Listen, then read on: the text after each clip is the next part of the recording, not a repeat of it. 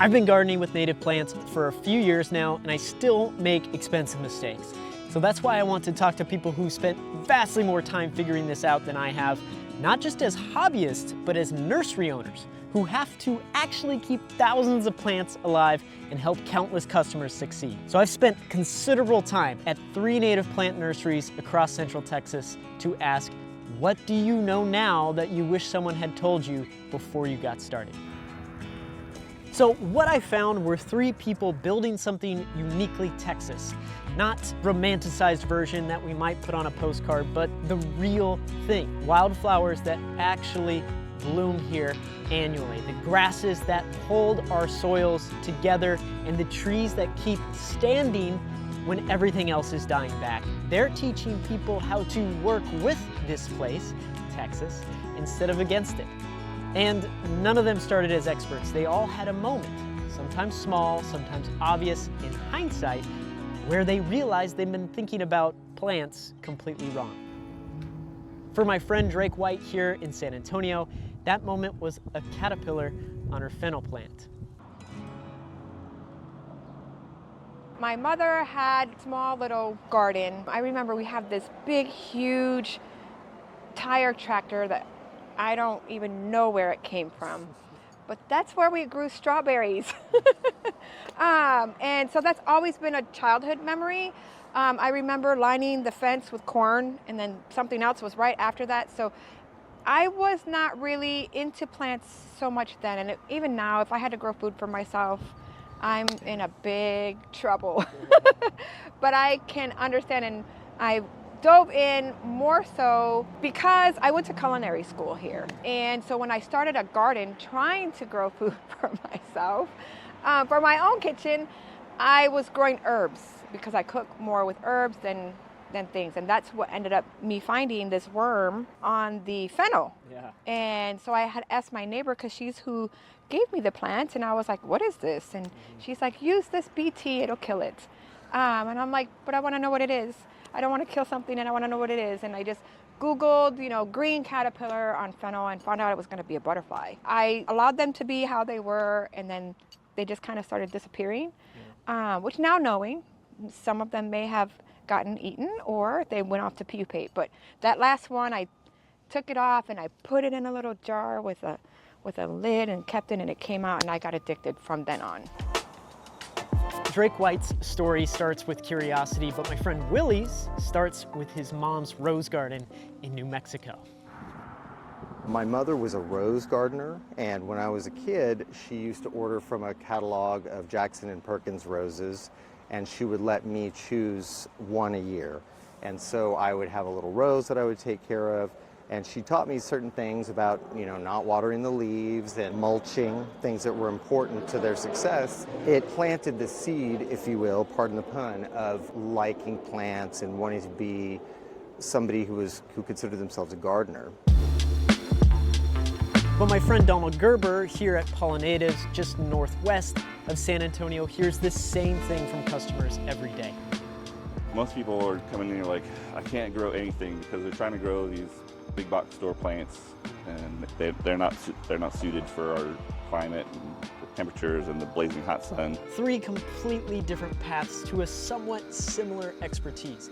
And the first thing all 3 of them will tell you, most of what people believe about native plants is just wrong.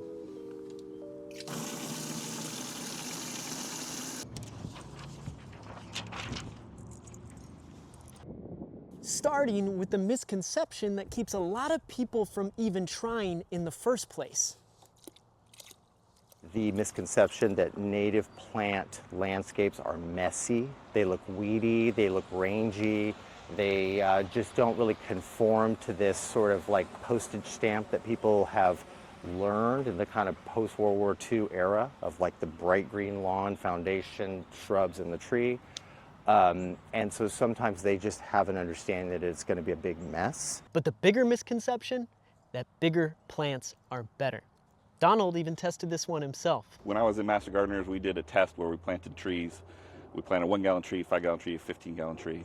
3 years later, you could hardly tell the difference. In 5 years, they were all the exact same size.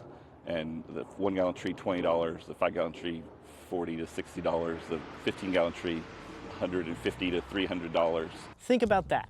You could spend $300 on an instant impact or $20 on the same result 5 years later. There's not a good reason in my mind to buy a huge tree, Yeah. because you know, the longer they're in these containers, the more susceptible they are to problems like root girdling.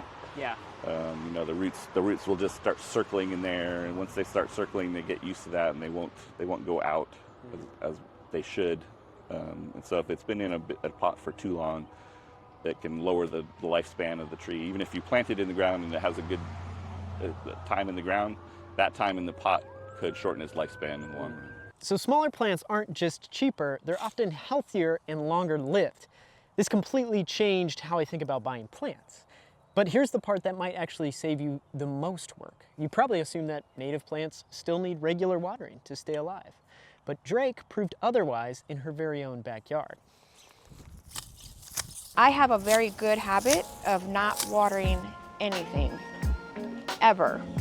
And I'm like, these plants are doing great. To this day, as everything was put in, everything started in 2013. Everything was pretty much front and back implemented 2015 after becoming a master naturalist. And I have to this day to water anything, ever. It's also understanding who does what, when, how, where, who can take what. It's just really diving in and understanding. And not the average person is gonna understand that. But that's why we're here. Because I understand it, I know what someone would need for their specific areas, and depending on which ecoregion they live within San Antonio, since there's 4 different ecoregions in San Antonio. I think this is exactly why talking to actual nursery owners matters. Native nursery owners especially. They know your specific region's conditions, and they're not gonna give you just generic advice.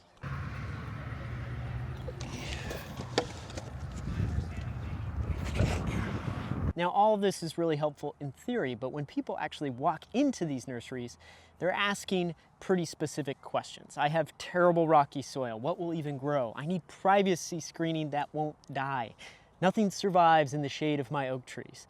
Here's what my friends tell them. Not a lot of places sell these little 4-inch plants. I get a lot of customers, especially north of 1604, Edwards Plateau customers.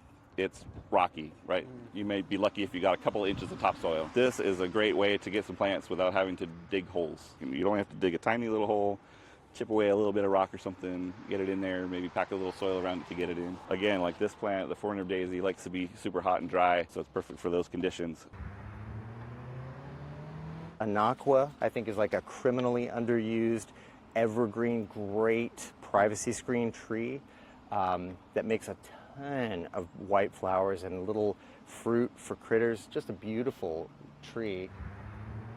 The bees really like these compact cherry. This is compact, but they also have a full-size one. We sell a lot of these as a privacy screen. It's evergreen, it'll grow pretty fast. These compact ones are still 10 to 15 feet. The non-compact one is going to be 20 feet plus. But this stayed green all winter. Inland sea oats. It's a great shade grass. It has a really pretty seed head that's kind of like chevrons, almost like a fish tail. Get brown in the winter time. Brown is a color, can be part of your color palette in your landscape.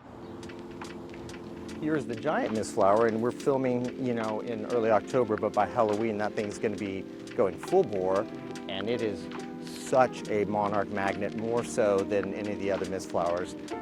Salvia farinaceae, it's a common one in landscapes, but it ought to be. It's great for bees and butterflies, and it seems to always be blooming, and you know, that's a wonderful thing. I think too, one of the things that I like about what we do, and was sort of part of my mission, was to have some plants that were smaller, more affordable, and it just works out that sometimes when people are at a station in their life where they don't have as much disposable income, they also have a long time. You know, like younger folks, I was one of them, that I could go, and if I found a 1-gallon tree, I'd give it a shot, can learn about it, and it's a lot less expensive than buying a 15 or a 30-gallon tree, and usually it's more vigorous anyway. You're going to have less of a sort of a burden to water this thing with such frequency and volume. Here's what really struck me from my many visits with my nursery owner friends throughout Central Texas. This isn't just about buying the right plants. It's about changing how you think about your yard entirely. Before I even understood you don't need grass, I was like, I don't want grass, I want all plants. And as soon as I did that, in the backyard, I quickly noticed everything moving in. I knew nothing of birds, I was just knowing of the caterpillars. And I need this plant, okay. I need this plant, okay, I'll get that one. And they started coming in, and when they started coming in, birds started moving in, spiders started moving in, everything. And I just sat and watched the whole ecosystem start happening in my own backyard. And then I had neighbors notice. And their neighbors and their parents started noticing, and they're like, well, we want that too. And so then it just started into a whole system of like, okay, well, we can all do this. In our industry, one thing I think we need to work on is making sure that we're being sensitive to that journey that they're trying to sort of dip their toes in the water, put them in the canoe, and row them gently across. If they want to pry to Barbados, for instance, which is not native to our area, but they're also interested in, let's say, an Esperanza and mealy blue sage, that's a win, right? We can start to proselytize down the road, but if we can just get them to have some successes, to see something as beautiful, even if it's traditionally beautiful, you know, as a perfect little shrub, maybe it's a Damianita, right? They might adopt a concern, a sense of ownership, and then move on down the line. Whereas if you say, what are you doing getting that? That's so inappropriate. And I'll tell you that both with regard to native plants and organics, like organic gardening, there's a lot of shaming out there, and there's a lot of people who disagree, even within those two camps. A lot of times native plant people couldn't care less about whether they're organic or not, and organic people couldn't care less about growing native plants. We're all on the same team. We just need to align and be patient with each other, because there's certainly an overall gestalt benefit if we can just work on the same side. So this is why I think it's great to talk with actual nursery owners, not just enthusiasts like myself. They can't afford to be purists. They have to meet people where they are and actually help them succeed.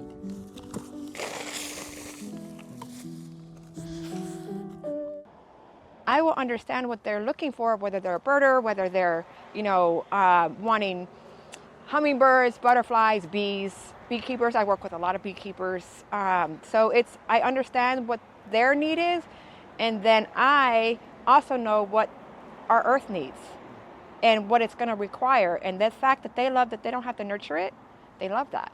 So it's helping them on the aspect of what they're wanting, but my ulterior motive is, hey, I'm getting plants in that are conserving water. They don't have to be, it's saving them time, and everybody's happy. The ecosystem's happy, nature's happy, everybody's happy. It's a win-win, no matter how you look at it.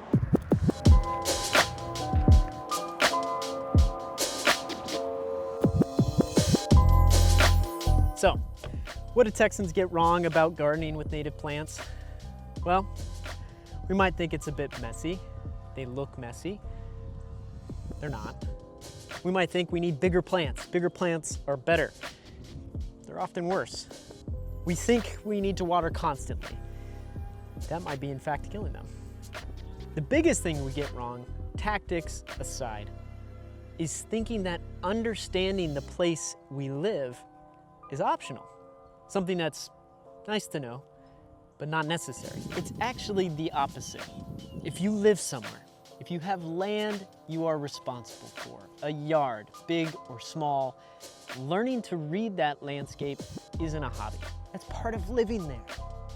What thrives here, what struggles, and why, what grew here historically, what the soil needs, what the ecosystem needs and wants to become. That's not expert knowledge, that's just paying attention to where you are.